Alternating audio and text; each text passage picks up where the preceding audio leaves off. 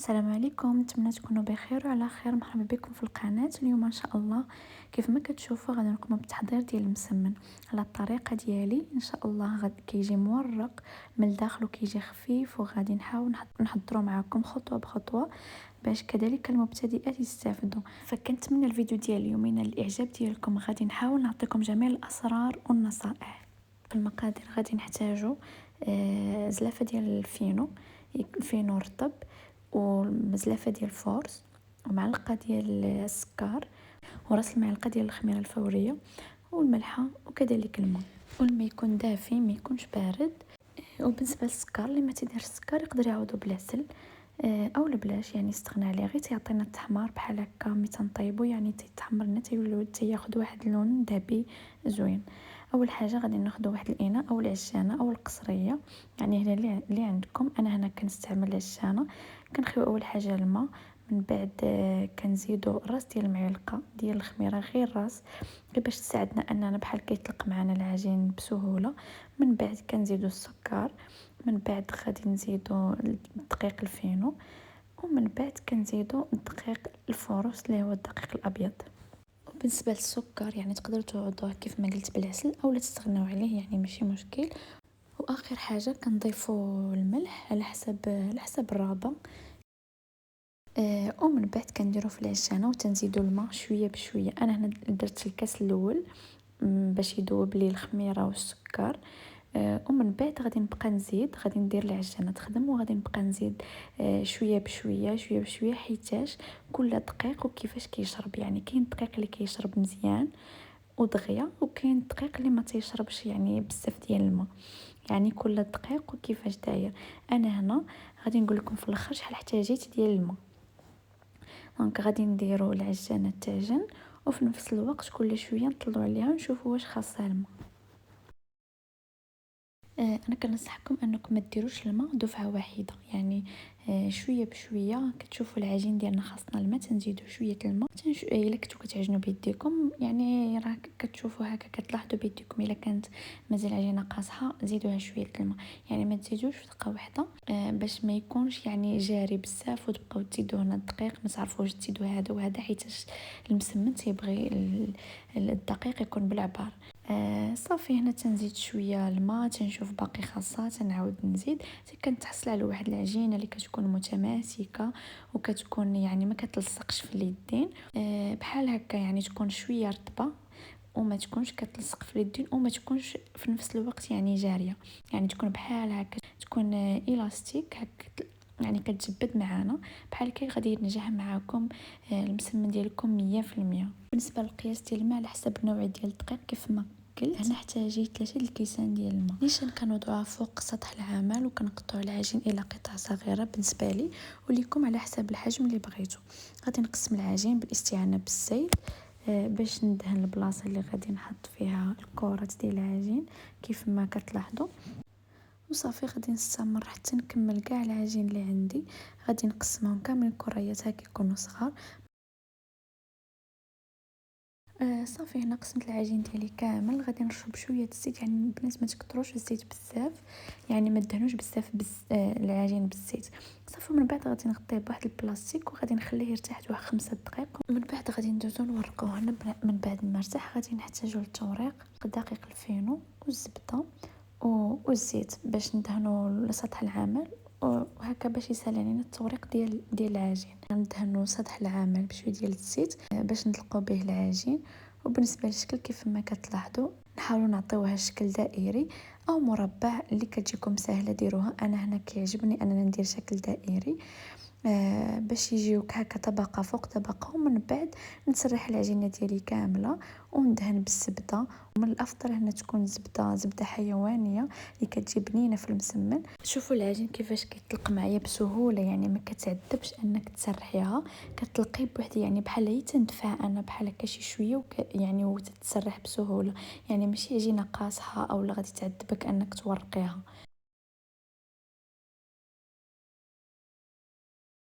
بعد ما كنسرحوا العجين ديالنا كامل غندهن بالزبده ونرش بالفينو.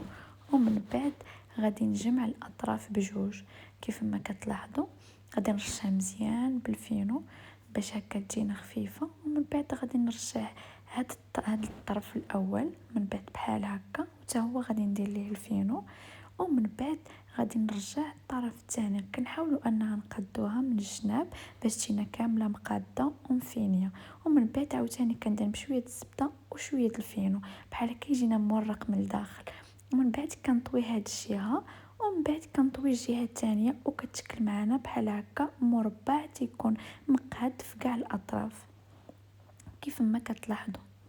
صافي ومن بعد غادي نوضعها جانبا، غادي نخليها ترتاح، وغادي نحضر معكم واحده اخرى بنفس الطريقه. اول حاجه كنطلقوا العجين، كنخليوه هكا يعني ندلكوه مزيان حتى كتكون رقيقه، ما تكونش غليظه وما تكونش عاوتاني رقيقه بزاف تتولي تقطع معكم، يعني تتولي تبان لكم تقريبا سطح العمل فين تخدموا. في من بعد غادي نرشوا بالزبده مزيان، ونزيدو نرشوا بالفينو. من بعد ما تنرشوا بالفينو خاصكم ترشوا بالفينو مزيان بحال هكا كيف ما كتلاحظوا في الفيديو.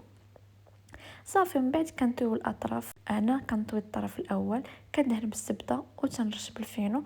من بعد غادي نطوي الطرف الثاني وغادي عاوتاني نرش بالزبده والفينو وصافي، وكنجمعوها من الطرفين بجوج هكا كيف ما كتلاحظوا في الفيديو. يعني راه ساهل وما فيش يعني ما فيش بزاف تماره الناس اللي كيتخلعوا منه. هو ساهل غير هي بحال هكا، ما تخافيش من العجينه، ما تخافيش منها يعني. طلقي يديك وصافي، يعني غادي تجيك بحال هكا ساهله. وصافي وتنديروهم بحال هكا حتى كنكملوا العجين ديالنا كامل وتنخلوهم يرتاحوا. وكيف ما قلت لك غطيهم ضروري بالبلاستيك. وهنا غادي ندوزو ان نطيبوه.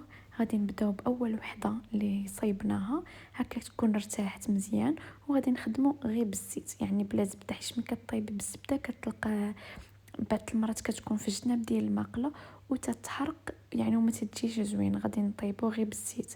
هنا صافي تندوزو تنطلقوها، ما تكونش غليظه بزاف وما تكونش رقيقه كيف ما كتشوف الفيديو، يعني الفيديو راه موضح كلشي. من بعد كنوضعوها في واحد المقلاة اللي تكون سخونه، ما تكونش العافيه عاليه بزاف وما تكونش عاوتاني ناقصه بزاف، يعني تكون متوسطه. صافي من بعد انايا تنحطها، يعني غير تتقيسها العافيه شي شويه من التحت، يعني تتكون غير شاده راسها باش انا نقلبوها وتنقلبها، يعني ما تنخليهاش حتى كتكون يعني طابت مزيان. صافي هنا تتبدا كتنفخ معايا، كتولي تتحس انها تدير واحد الفقاعات بحال هكا. وصافي من بعد كنكملوا بحال هكا في الطياب، تنقلبوا مره هكا مره هكا، مره على هاد الجهه مره على هاد الجهه حتى كيولي يتنفخ وتيولي مورق من الداخل. ضروري انكم بحال هكا ملي تشوفوه تنفخ تضغطوا عليه من هاد الجهه ومن هاد الجهه باش ما يوليش غير زعما محمر من جهه ومن جهه لا، هكا يتحمر معنا من جميع الجوانب، يعني في الوسط وفي الجناب. صافي هنا كنطلق العجينه الثانيه، يعني كنخدموا وحده بوحده هذيك تطيب وحنا تنخدموا، يعني بحال هكا ما تيشدليناش الوقت، يعني ما نتسناوش وحده تطيب وعاد نجيب وحده اخرى نطلقوها، يعني تنطلقوا هذه وفي نفس الوقت كنطيبوا الاولى اللي حطينا في المقله. يعني بحال هكا تنخدموا، انا بحال هكا تنخدم، يعني الطريقه اللي شاركت معاك هي اللي كنستخدم دائما في المسمن، وغير جربيها ان شاء الله غادي يعجبك وغادي غادي يصدق معاك ان شاء الله 100%. صافي هنا كيف ما كتشوفوا المسمن تيبدا تيتنفخ وتنخليوه من جهه واحده حتى كيتحمر مزيان، من بعد كنقلبوه للجهه الثانيه، يعني حتى كتحمر معنا الملويه كامله كيف ما كتشوفوا. وكنوضعوها وتنحاولوا انها تنخليوها شويه تبرد، يعني ماشي تنحيدها من المقله وتنديروا لها الطريقه باش انها تحل من الداخل، يعني تخليوها شويه تبرد ونضربوها بحال هكا مع الطبسيل باش تجينا بحال هكا تحل من الداخل. صافي من بعد كنوضعوا الثانيه وتنتهي تندير نفس الطريقه كيف ما قلنا في الاول.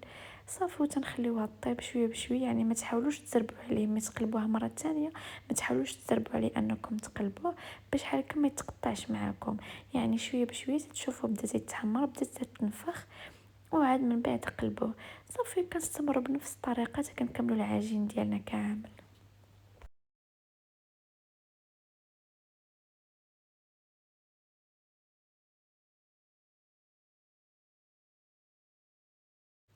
وهنا كنكون ساليت المسمن ديالي، حاولت ان نحضره معاكم خطوه بخطوه، فكنتمنى ان الفيديو ما يكونش طويل عليكم.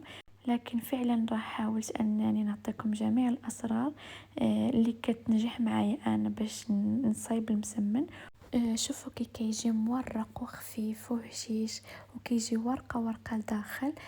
وما تنسوش انكم تجربوه وتردوا عليا طبعا في التعاليق، وخلي لايك للفيديو واشتركوا في القناة وتفعلوا الجرس باش يوصلكم الجديد. نتلاقاو في فيديو القادم ان شاء الله مع وصفة اخرى. دمتم في امان الله، والسلام عليكم ورحمة الله وبركاته.